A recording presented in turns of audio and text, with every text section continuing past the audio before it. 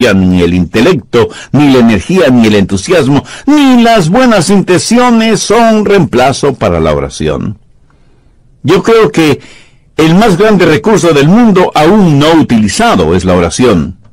Se estudia para ver cómo se puede aprovechar la tremenda energía que hay en los relámpagos o en las inmensas olas del océano, o cómo aprovechar más eficientemente la energía solar. Pero la más grande fuente de energía, aún totalmente desconocida por los seres humanos, es la oración ferviente. Y somos unos necios que estamos ignorando esa energía. ¿Por qué la pobreza de muchos cristianos? ¿Por qué la falta de poder en la vida de muchos creyentes? Una sola respuesta: vidas sin oración. Si algún fracaso tenemos en nuestra vida, es el fracaso en nuestra vida de oración. No tendríamos pecados en nuestras vidas que la oración ferviente no hubiera podido ayudar a evitarlos.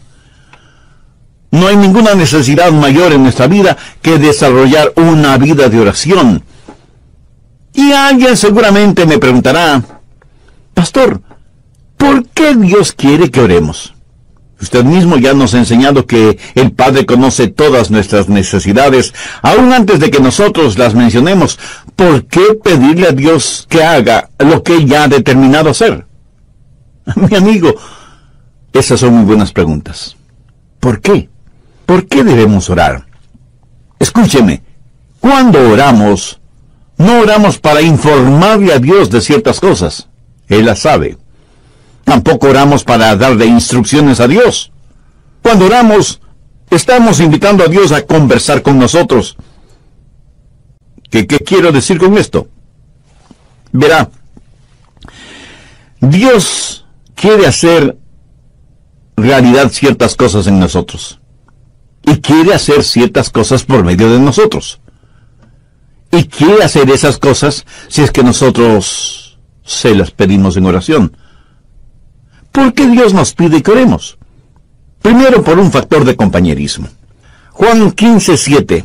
Si permanecéis en mí y mis palabras permanecen en vosotros, pedid todo lo que queréis y os será hecho. ¿Qué es lo que Dios quiere que hagamos? ¿Dios simplemente quiere darnos cosas? ¿O quiere Dios tener comunión, compañerismo con nosotros? Dios quiere que tengamos comunión con Él. Por lo tanto, Dios dice que oremos porque por medio de la oración permanecemos en Él y Él en nosotros. Dios puede estar sin nosotros, pero nosotros no podemos estar sin Dios. Cuando usted ora y Dios contesta, usted habita en Él y Él en usted. Somos colaboradores de Dios. Pablo en 2 de Corintios 6:1 dice: así pues, nosotros como colaboradores suyos. ¿Lo ve? Hay este factor de la comunión, del compañerismo, de la amistad. Segundo, el factor del desarrollo. No hay nada que pueda ayudarle a crecer como cristiano que la oración. Cuando permanece en el Señor Jesucristo y Él permanece en usted, crecerá espiritualmente en la misma proporción que la que ora. ¿Alguna vez se ha preguntado por qué Dios no contesta sus oraciones inmediatamente? Sencillamente porque Él quiere que usted crezca un poquito más cada día. José es un joven que está tratando de tener una cita con Rosita, así que le invita para que salgan juntos. Ella lo mira unos instantes y piensa: no tiene buenos modales, no es gentil, tiene mal aliento, no se viste adecuadamente, tiene las uñas sucias y sus zapatos están viejos y sucios. Así que Rosita le dice a José: no puedo salir contigo, estoy muy ocupada. Y entonces él piensa: ¿por qué no querrás salir conmigo? ¿Qué podré hacer? Más tarde le pregunta a un buen amigo suyo: Raúl, quise tener una cita con Rosita, pero ella prácticamente me rechazó. ¿Tienes tú una idea de por qué? Y Raúl, como buen amigo, le dice: ¿quieres que sea completamente honesto con mi respuesta? Por supuesto que sí. Y Raúl, después de respirar profundamente, le dice: mira, José, tienes mal aliento. ¿Cómo que yo tengo mal aliento? No puede ser. José, estoy siendo honesto contigo. Y José va y compra un agradable enjuague bucal, usa una pasta dentífrica que refresca el aliento, y después de algunos días vuelve a invitar a Rosita. Y Rosita vuelve a decirle que no. Otra vez va a consultar con Raúl, y Raúl le dice, pero mira la manera en que estás vestido. No tienes un espejo. Tu camisa está más que sucia, hueles muy mal, parece que no usas nada contra el mal olor de tus axilas, y mira tus zapatos, más horribles no pueden ser. Después de un par de semanas, José va nuevamente donde Rosita, pero luce diferente. Su ropa está limpia, está bien afeitado y masculinamente peinado.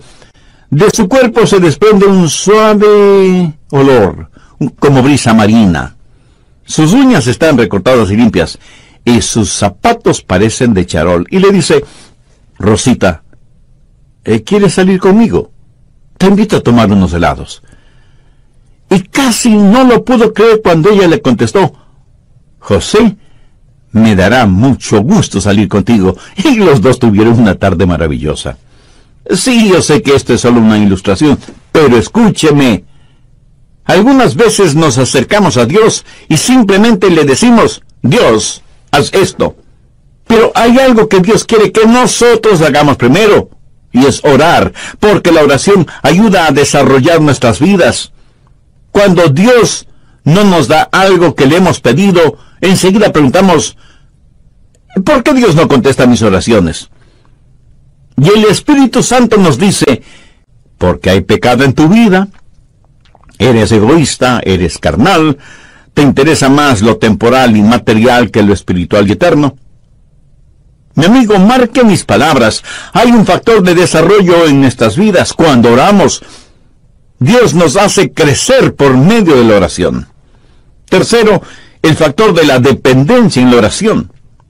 Dios nos hace crecer espiritualmente por medio de la oración. Jesús dijo en Juan 15:5, porque separados de mí, nada podéis hacer. Si Dios contestara nuestras oraciones automáticamente, no habría ningún crecimiento. Pero si nunca tuviéramos que orar, no habría ninguna dependencia. La oración es la forma en que nos fusionamos con Dios. Y esa es una maravillosa promesa. Pedir, buscad, llamad. Pero no solo una promesa que reclamar, sino un proceso a seguir. ¿Alguna vez ha puesto atención a los verbos en este versículo? Pedir, buscar, llamar. Eso es un proceso que va creciendo en intensidad. Pedir para recibir, buscar para encontrar, llamar para que se nos abra. Así, este versículo es una promesa y un proceso. La promesa de que Dios nos escuchará. Enfoquemos este punto. Usted se acerca a Dios y le pide algo. ¿Sabía que el más grande problema en la oración no es la oración no contestada, sino la oración no verbalizada? Muchos ni siquiera llegamos a pedir. Santiago 4:3 dice, pedís y no recibís, porque pedís mal. Pero la oración no verbalizada no solo es una tragedia, sino que es un pecado. El profeta Samuel dijo, lejos sea de mí que peque contra Jehová, cesando de rogar por vosotros. Una y otra vez la Biblia no solo nos invita a orar, sino que nos ordena orar. Busque Lucas 18:1. También les refirió Jesús una parábola sobre la necesidad de orar siempre y no desmayar. Y en Marcos 14:38, Jesús les dijo a los discípulos, velad y orad para que no entréis en tentación.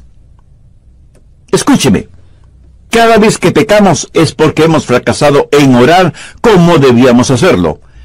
Y Pablo dice que no debemos estar afanosos por nada, sino que debemos dar gracias por todo. Y que con oración y ruego debemos hacer conocer nuestras peticiones a Dios. La razón por la que estamos tan llenos de preocupaciones y ansiedades es porque no hemos aprendido a orar. Y porque cuando oramos pedimos lo que queremos y no lo que en verdad necesitamos. Una buena manera de probar si lo que pedimos es correcto o incorrecto es preguntándonos, ¿puedo pedirle esto a Dios? Si su propia respuesta es negativa, pues no se atreva a pedírselo a Dios. Y si es incorrecto pedírselo a Dios, entonces es incorrecto el tenerlo o el hacerlo. No divida su vida entre lo secular y lo sagrado. No piense que cuando ora, Dios está interesado en unas cosas y no en otras. Se puede imaginar a Jesús viviendo de esa manera. Cada día es un día santo. Y cuando estamos en la voluntad de Dios, todo lo que pidamos en oración, le puedo asegurar que estará de acuerdo con la voluntad de Dios. Y si usted me pregunta, pastor, ¿y qué de las cositas pequeñas? Porque yo oro solo por las cosas grandes. Mi amigo, ¿qué es pequeño o qué es grande delante de Dios? Debemos orar por todas las cosas. Sí, ore por la salud de su cónyuge o sus hijos, ore por su trabajo o su negocio, pero ore también por el fin de semana o las vacaciones con su familia. Pastor, ¿qué si es que quiero las cosas equivocadas? ¿Debo orar por eso? Por supuesto que sí. Pero ore para que Dios le quite ese deseo que tiene por las cosas equivocadas. Dios no le contestará a menos que usted le pida. Y eso significa que usted expresa un deseo. Pero cuando usted busca, eso es una experiencia descubierta. Verá, muchas veces pedimos las cosas equivocadas. Muchas veces no estamos en posición de pedir nada. Muchas veces las cosas por las que pedimos son totalmente desconocidas para nosotros. Así que la oración verdadera está eslabonada con la búsqueda. Y el propósito, la voluntad de Dios, pudiera ser que necesitamos buscar. Un día una señora me llamó y me dijo, pastor, necesito que venga a mi casa. Tengo necesidad de que ore conmigo por algo muy importante. Así que fui a su casa y ella me dijo, pastor, mi hijo es un borracho. Y a su esposa, mi nuera, le diagnosticaron cáncer. Le he pedido a mi hijo que venga para que usted ore por nosotros. Y ahí estábamos los tres, el hijo, la madre y yo, el pastor. Nos arrodillamos para orar. Ella oró, yo oré, y el hijo, un hombre de tal vez unos 35 años, me dijo, pastor, usted no está orando. Yo pensé que había orado en voz muy baja, y por eso él no me había escuchado. Volví a orar, elevando el tono de mi voz, y sin embargo, él me dijo, pastor, por favor, ore. Eso me incomodó en cierta forma, pero oré un poco más. Cuando abrí los ojos, la mamá ya no estaba con nosotros. Solamente estábamos él y yo. De pronto escuché ruidos en otro cuarto, y fui hasta allá, y encontré a la mamá de él totalmente extendida en el suelo con los brazos en cruz, orando intensamente, y escuché su oración. Era como si ella en su oración estuviera abriendo las puertas del cielo, llegando hasta el trono de Dios, y ahí depositar la angustia de su corazón. Le escuché hacerle acuerdo a Dios de sus promesas, derramando su alma en favor de su hijo. Y me di cuenta de algo. Ese hombre durante su niñez y su juventud seguramente vio muchas veces orar a su madre de esa manera, orando intensamente, y por eso él me dijo, pastor, usted no está orando. Ese día aprendí una importante lección acerca de la oración, lo que significa acercarse al trono de Dios en oración. Y eso, mi amigo, no solo es una oración que pide, sino una oración que busca. Pero no solo debemos pedir y buscar, sino que como Jesús lo dijo, debemos llamar. Y con esa acción estamos expresando una determinación. El llamar significa que no nos detendremos hasta que obtengamos aquello que le pedimos a Dios, o hasta cuando Dios nos diga no. Veamos Lucas 11 por un momento, desde el verso 5. Les dijo también, ¿quién de vosotros que tenga un amigo va a él a medianoche y le dice, amigo, préstame 3 panes, porque un amigo mío ha venido a mí de viaje, y no tengo que ponerle delante? Y aquel respondiendo desde adentro le dice, No me molestes. La puerta ya está cerrada y mis niños están conmigo en cama. No puedo levantarme y dártelos.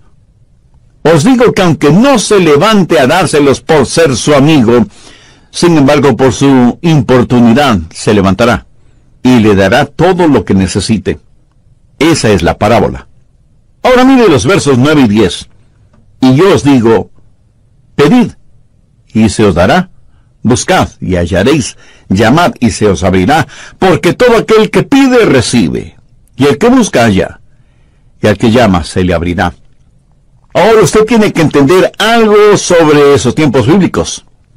Era totalmente, absolutamente impensable que un amigo viniera a su casa y usted no le brindara hospedaje y alimentación. La hospitalidad es algo sumamente valiosa en el Medio Oriente. Así que un amigo llega a casa de su amigo después de un largo viaje y le dice, Juan, ¿podrías darme albergue esta noche? Y el anfitrión le dice, qué gusto de verte, mi amigo. Por supuesto que puedes quedarte aquí. Siempre eres bienvenido. Pasa, pasa. Mi esposa te preparará algo para comer. Pero la esposa, en voz baja, le dice, pero no tenemos nada que ofrecerle para comer. Y él asimismo en voz baja le dice, no te preocupes, querida, salgo de inmediato a conseguir algo. Y va donde su buen vecino Pedro, aunque ya casi es la medianoche. Golpea varias veces la puerta de la casa de Pedro, hasta que finalmente una voz bastante malhumorada dice, ¿quién es y qué quiere? Pedro, soy Juan, y necesito que me prestes unos pocos panes. Por favor, no me molestes, ¿no sabes qué hora es? Pedro, necesito tu ayuda. Te digo que no me molestes. Ya estoy en la cama con mis hijos. Hagamos un paréntesis. Las casas en esos tiempos eran diferentes a nuestras casas en la actualidad. Por lo general, la parte de abajo, la que para nosotros sería el primer piso, era en verdad un establo. Por la noche ahí ponían a todos los animales para que el calor del cuerpo de todos esos animales abrigara la casa. Una especie de calefacción animal natural.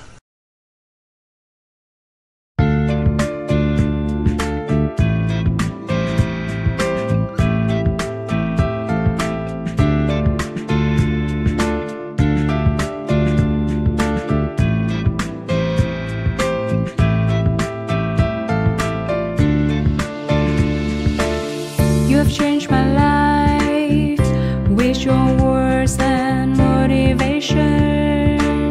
You helped me to become a better person. I feel so great about your love. Never felt that before. You have changed my life with your words and motivation. You helped me to become a better person. I feel so great about your love. Never felt that before. You are not only good by heart, but you also have a good soul. I'm lucky to find someone as wonderful as you are. I am so thankful to you for coming in my life and making it so nice.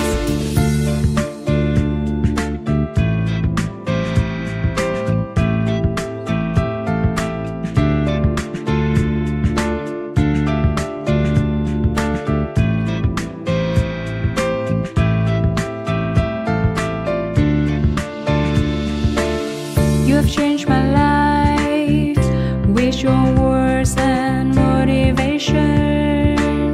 You helped me to become a better person. I feel so great about your love. Never felt that before. You have changed my life with your words and motivation. You helped me to become a better person. I feel so great about your love. Never felt that before. You are not only good by heart, but you also have a good soul. I'm lucky to find someone as wonderful as you are. I am so thankful to you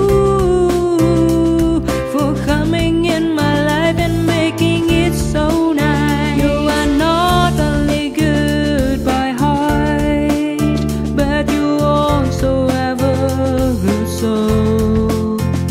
I'm lucky to find someone as wonderful as you are. I am so thankful to you for coming in my life and making it so nice.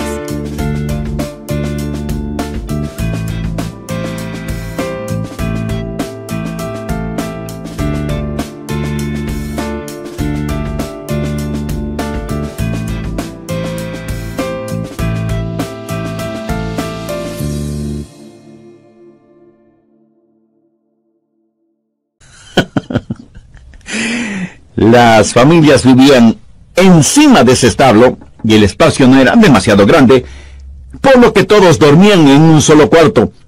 Y cuando alguien se despertaba y se levantaba, pues despertaba todo el mundo. Y las cerraduras en esos tiempos eran muy complicadas. No era cuestión sencillamente de utilizar la llave. Había que bajar del segundo piso, despertando a todos, cruzar entre los animales, hacer un tremendo ruido quitando las seguridades de la cerradura. Así que para cualquiera no era fácil simplemente bajar y abrir la puerta. Pero Juan insistió e insistió hasta que Pedro, para que no le moleste más, le dio los panes que necesitaba.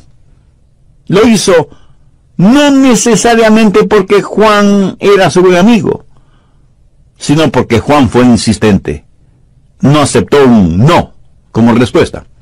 Y de eso está hablando Jesús, de la persistencia en la oración. ¿Cuántos de nosotros oramos de esa manera? Note que en este versículo los verbos están en tiempo presente, lo cual significa manténganse pidiendo, manténganse buscando, manténganse llamando. La oración no es una carrera de velocidad, más bien es una larga maratón. En el Evangelio de Lucas capítulo 18, Jesús también habló acerca de una viuda que fue donde un juez injusto, buscando justicia. Este juez no tenía miedo de Dios ni de los hombres. Era un ateo, un juez ególatra. Y la viuda venía una y otra vez porque necesitaba hablar con el juez. Finalmente el juez falló a favor de la viuda porque, como ese juez mismo lo dijo, no quiero que me agote la paciencia. Esta ilustración la utilizó Jesús para poner de relieve que si un juez injusto puede actuar de esa manera, ¿cómo un juez justo no va a escuchar nuestras oraciones? Dios no es como un juez injusto. Y si Dios, el juez justo, nos contesta, no es para librarse de nosotros antes de que se le acabe la paciencia. Dios quiere que persistamos en la oración porque Él está haciendo algo en nosotros y por medio de nosotros. Y siempre vamos a encontrar a Jesús enseñando.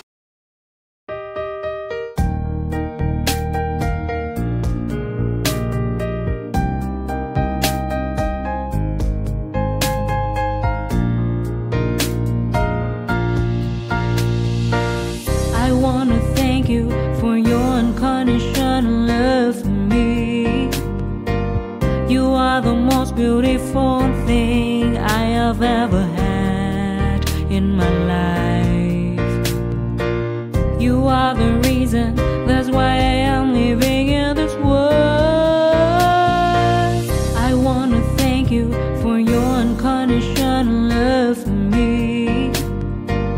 You are the most beautiful thing I have ever had in my life. You are the reason, that's why I am living in this world. I admire the way you are always there for me. I admire the ways you always take care of me. I admire the way you give your all just to see smile on my face. I admire the way you love me.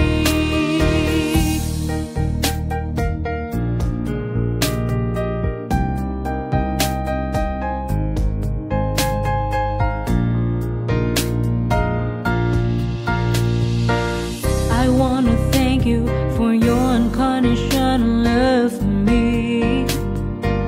You are the most beautiful thing I have ever had in my life. You are the reason, that's why I am living in this world. I admire the way you are always there for me. I admire the ways you always take care of me. I admire the way you give your all just to see a loving smile on my face. I admire the way you love me. I admire the way you are always there for me. I admire the ways you always take care of me.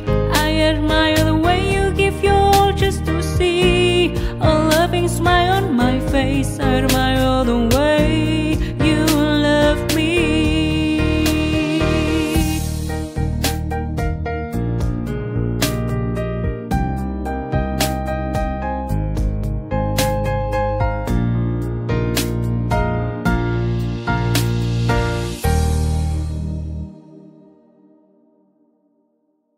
La persistencia en la oración. Y sea que usted lo entienda o no, es una enseñanza bíblica. Permítame también mencionar a la mujer sirofenicia que desde lo que es hoy el Líbano se acercó a Jesús para buscar ayuda para su hija que estaba poseída por un demonio. Es profundamente interesante la conversación de Jesús con esa mujer griega. Vayamos al capítulo 7 de Marcos, desde el verso 26. La mujer era griega y sirofenicia de nación, y le rogaba que echase fuera de su hija al demonio. Pero Jesús le dijo: deja primero que se sacien los hijos, porque no está bien tomar el pan de los hijos y echárselo a los perrillos. Respondió ella y le dijo: sí, Señor. Pero aún los perrillos debajo de la mesa comen de las migajas de los hijos. Entonces le dijo: por esta palabra, ve, el demonio ha salido de tu hija. Y cuando ella llegó a su casa, halló que el demonio había salido, y a la hija acostada en la cama. Cuando Jesús usó la palabra perrillos, hacía referencia a perritos mascotas. Note que la mujer no se siente ofendida por eso, y más bien le dice a Jesús que aún los perrillos están felices de comer las migajas de pan que caen de la mesa. En el original, ella no usa la misma palabra que Jesús utilizó para perrillos. Ella usó una palabra que describe a un perro callejero, flaco y sarnoso. Por eso Jesús se sintió conmovido y le otorgó a la mujer lo que le había pedido. Durante las horas finales de su pasión, Jesús oró a su Padre varias veces. Jesús, el Hijo de Dios, prevaleció en la oración. El apóstol Pablo habla de una espina en la carne y dice que 3 veces le pidió a Dios que se la quitara. Esto significa que Pablo tuvo 3 extensas sesiones de oración sobre un largo periodo de tiempo, hasta que Dios le contestó. Pero Dios no le contestó como Pablo se lo pidió, sino como Dios quiso contestarle. Elías oró por lluvia, y estando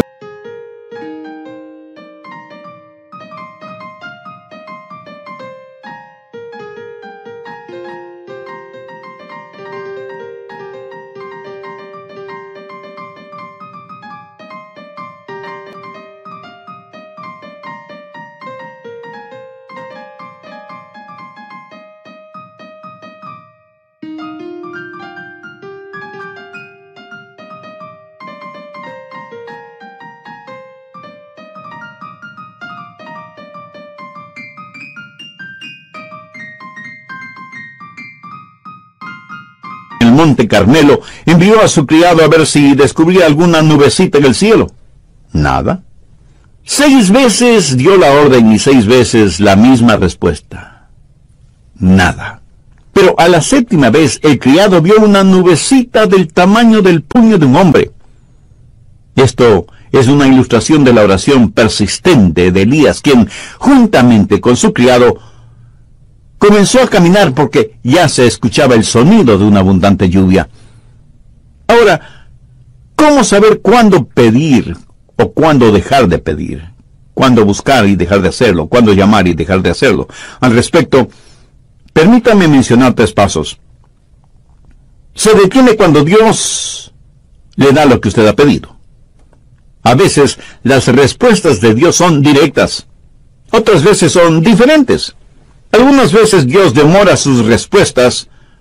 Otras veces simplemente las niega. ¿Pero cómo saberlo? Bueno, si Dios le otorga lo que usted ha pedido, ya no hay que seguir pidiendo, ¿no le parece?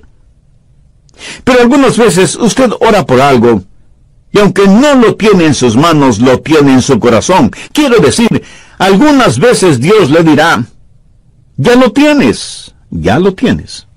Y usted tiene la seguridad de que lo que ha pedido Dios ahora, ya se lo ha dado. Y usted comienza a alabarle por eso. Y debemos reconocerlo. Algunas veces Dios dice, no. Entonces usted simplemente deja de pedir. Y aunque Dios le haya dicho, no, agradézcale. Porque Dios nos da solo cosas buenas. Y si no nos da algo que le hemos pedido, es porque seguramente eso no será bueno para nosotros. Pero usted se mantiene pidiendo hasta que Dios le diga sí, o espera, o definitivamente no. Entonces hay una promesa que reclamar, hay un proceso que seguir y hay una provisión que debemos gozar. Note que el Señor Jesucristo dice por qué y cómo contesta nuestras oraciones. Volvamos a Mateo 7, desde el verso 9, y veamos cómo el Señor ilustra esto. Jesús hace la pregunta: ¿qué hombre hay de vosotros que si su hijo le pide pan, le